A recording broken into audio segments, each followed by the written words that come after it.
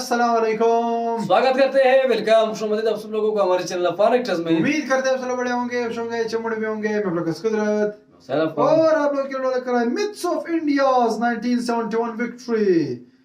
मतलब वो चीजें जो लोग बोलते हैं कि इस तरह हुआ है, लेकिन असल में वो इस तरह बात होती नहीं है।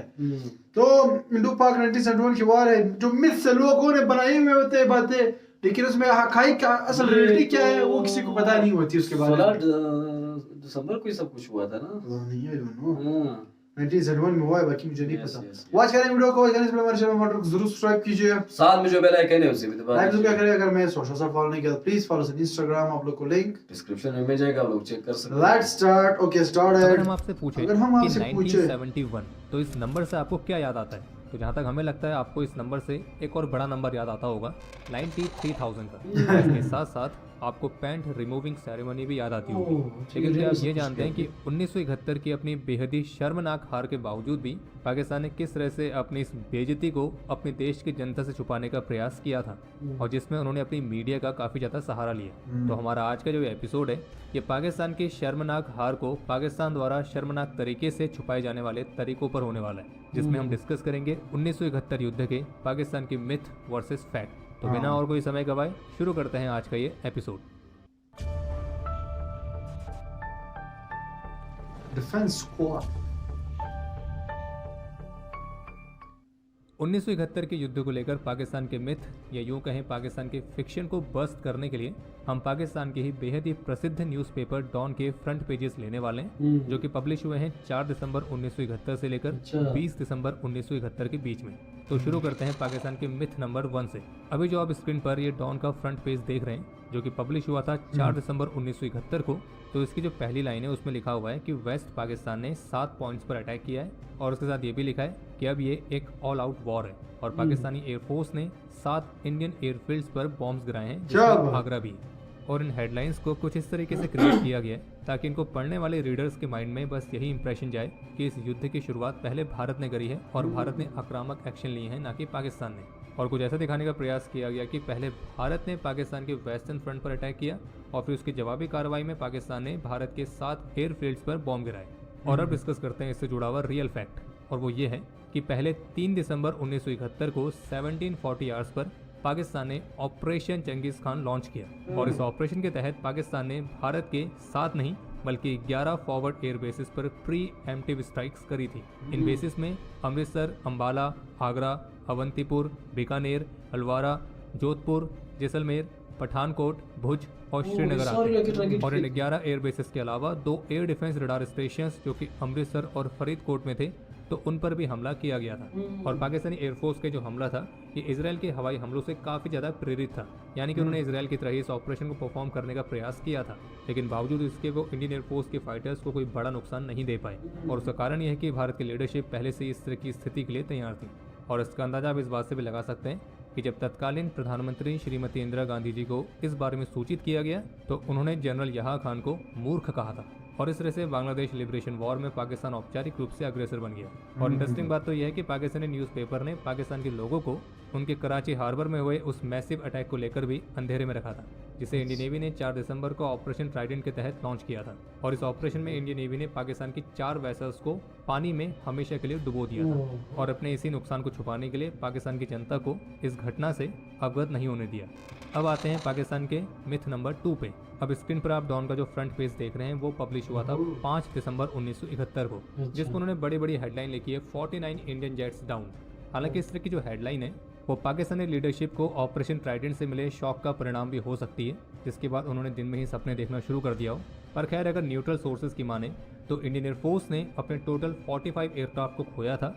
उनमें से जो अधिकतर एयरक्राफ्ट हैं वो तब डिस्ट्रॉय हुए थे जब वो ग्राउंडेड थे, और वो भी 5 दिसंबर को नहीं बल्कि इस वॉर की बहुत ही बाद की स्टेज में। पर खैर, वो बात अलग है कि पाकिस्तान अपनी विफलता को भी अपनी सफलता के तौर पर काफ़ी बड़ा चढ़ा के बताता है, और वो तो आप सभी ने पोस्ट बालाकोट एयर स्ट्राइक के बाद पाकिस्तान के so called operation Swift retort में भी देखा ही था, जब पहले पाकिस्तान के ऑफिसर्स ने क्लेम कर दिया कि उनके फाइटर्स ने भारत के 2 जेट्स को गिराया है, एक मिग-21 और एक सुखोई Su-30 MKI। लेकिन जब उन्हें बाद में पता लगा कि जो दूसरा फाइटर शॉट हुआ है वो भारत का सुखोई नहीं बल्कि उनका खुद का F-16 था, जिसे MiG-21 ने शॉट होने से पहले गिराया था। और ये बिल्कुल उसी तरह का लॉस था जैसे कि पाकिस्तान ने अपने 4 F-104 स्टार फाइटर्स अपने ऑपरेशन चंगेज खान के दौरान खोए थे। बाकी अगर आप डॉन के इस फ्रंट पेज में थोड़ा ध्यान देंगे तो इसके कॉलम्स के बीच में एक छोटी सी हेडलाइन लिखी गई है, दे किल सिविलियंस करके। लेकिन इस लाइन में बस एक ही प्रॉब्लम है कि जहाँ पे उन्होंने दे लिखा है वहाँ पे होना चाहिए था वी किल सिविलियंस, क्योंकि हर कोई जानता है कि इंडियन आर्म्ड फोर्सेस को बांग्लादेश के सिविलियंस से कितना ज़बरदस्त सपोर्ट मिला था। और वहीं दूसरी तरफ पाकिस्तान की जो आर्मी थी उसने किस तरह से 3 लाख से अधिक बंगाली सिविलियंस के साथ बर्बरता करी, तो उसे तो कहीं छुपाया नहीं जा सकता है। अब आते हैं पाकिस्तान के मिथ नंबर 3 पर। ये वाला डॉन का जो फ्रंट पेज है ये पब्लिश हुआ था 6 दिसंबर 1971 को, और इसमें जो आपको बड़ी सी हेडलाइन लिखी गई है जिसका मतलब है ज़मीन पर और हवा में एक बड़ी बढ़त, यानी कि यहाँ पे पाकिस्तान के इस्टेब्लिशमेंट ने अपने न्यूज़पेपर के माध्यम से अपने लोगों को कुछ इस तरह का दिखाने का प्रयास किया कि ये जो भारत के साथ युद्ध छिड़ा हुआ है उसमें उनको एक बहुत बड़ी बढ़त मिल रही है। लेकिन अब बात करते हैं एक्चुअल फैक्ट की, तो देखिए ये सच है कि 6 दिसंबर तक सदर्न कश्मीर के छंब में पाकिस्तान को कुछ मार्जिनल गेंस प्राप्त हुए थे, लेकिन वही अपनी आदत से मजबूर पाकिस्तान ने इन थोड़े से गेंस को काफ़ी बड़ा चढ़ा के दिखाया और इन्हें एक बिग गेंस की तरह दिखाया कि उन्हें एक बहुत बड़ी बढ़त प्राप्त हुई है। और ये तब था जब पाकिस्तान बांग्लादेश में जैसौर और गाजीपुर की पूरी डिस्ट्रिक्ट को गंवा चुका था, और जबकि वेस्टर्न फ्रंट पर शकरगढ़ वाला जो गेंद था वो पूरी तरह से फिक्शनल था। और इसके साथ पाकिस्तान फिर से यही क्लेम कर रहा था कि उस समय तक उनकी एयरफोर्स भारत के 74 एयरक्राफ्ट को शॉट डाउन कर चुकी है। लेकिन इंटरेस्टिंग बात तो यह है कि वॉर के उस टाइम पीरियड तक इंडियन एयरफोर्स पाकिस्तान के 94 एयरक्राफ्ट गिरा चुकी थी। अब चलिए बात करते हैं पाकिस्तान के एक और मिथ की। तो अब डॉन का आप जो ये फ्रंट पेज देख रहे हैं तो ये पब्लिश हुआ था 7 दिसंबर 1971 को, और इसकी जो सबसे बड़ी हेडलाइन है उसमें ये लिखा गया है कि पाकिस्तान एयरफोर्स ने एक मिसाइल बोट को डुबोया। हालांकि ये जो स्टेटमेंट है ये ऑपरेशन ट्राइडेंट का बदला लेने की पाकिस्तान की इच्छा को काफ़ी अच्छी तरह से दर्शाता है, क्योंकि जिस तरह से ऑपरेशन ट्राइडेंट और फिर उसके बाद ऑपरेशन पाइथन में भारत की ओसा क्लास मिसाइल फोर्स ने जिस तरह से पाकिस्तान के एकमात्र नेवल हार्बर में सबसे बड़ा बॉनफायर किया था, और अब ये भी कह सकते हैं कि एक तरह से वहाँ पे दीपावली वाला माहौल बना दिया था कि जहाँ देखो पाकिस्तान का कुछ ना कुछ फट ही रहा था। और वैसे अगर आपको इंडियन नेवी के इस ऑपरेशन ट्राइडेंट वाले एक्शन को देखना है तो इस पर हमने एक बहुत ही स्पेशल एनिमेशन वीडियो बनाई थी, तो आपको वीडियो जरूर देखनी चाहिए, लेकिन इस वीडियो के बाद। और जहाँ तक प्रश्न 1971 में भारत की किसी वैसल के लॉस का, तो 1971 के वॉर में भारत ने अपनी केवल एक ही वॉरशिप को खोया था जो कि थी INS खुकरी, जिस पर 9 दिसंबर को पाकिस्तानी नेवी की सबमरीन ने हमला किया था। और आपको ये भी बता दें कि आज़ादी के बाद से किसी वॉर में लॉस्ट होने वाली इंडियन नेवी की अभी तक की एकमात्र ही वॉरशिप है। और बाकी डॉन के न्यूज़पेपर में पाकिस्तान की एयरफोर्स द्वारा भारत की जिस मिसाइल बोट को डुबोने की बात की गई है, तो हमें लगता है कि पाकिस्तान को दोबारा से चेक करना चाहिए था कि अगर उन्होंने सच में किसी मिसाइल बोट को डुबोया है तो वो शायद उनकी ही होगी।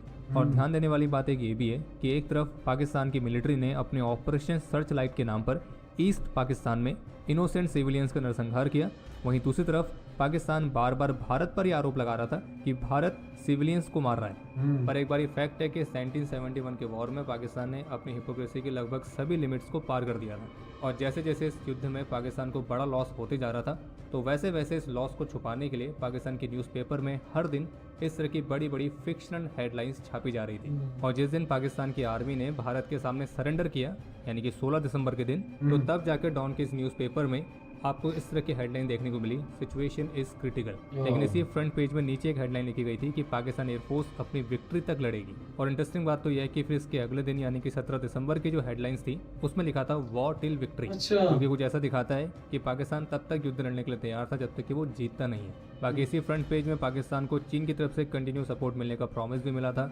वहीं एक तरफ लिखा गया ईस्ट विंग में लड़ाई समाप्त हो चुकी है और पाकिस्तानी एयरफोर्स ने वेस्ट में हिट किया है। और वहीं 18 दिसंबर का जो फ्रंट पेज था उसमें लिखा गया था यहाया ऑर्डर सीज फायर। और इस वाली हेडलाइन के साथ ही पाकिस्तान ने एक बार फिर से अपनी हिपोक्रेसी की सीमा पार करी जब उसने लिखा था कि सीज फायर का जो ये कदम है ये शांति के हित में उठाया गया है। बल्कि फैक्ट ये था कि इस युद्ध में भारत की मिलिट्री ने पाकिस्तान की मिलिट्री की वो हालत कर दी थी कि इनके पास भारत के सामने अपने हथियार डालने और अपनी पैंट नीचे करके खड़े होने के अलावा कोई और ऑप्शन था भी नहीं। तो पैंट तो बचानी थी तो सीज फायर ही कर दिया।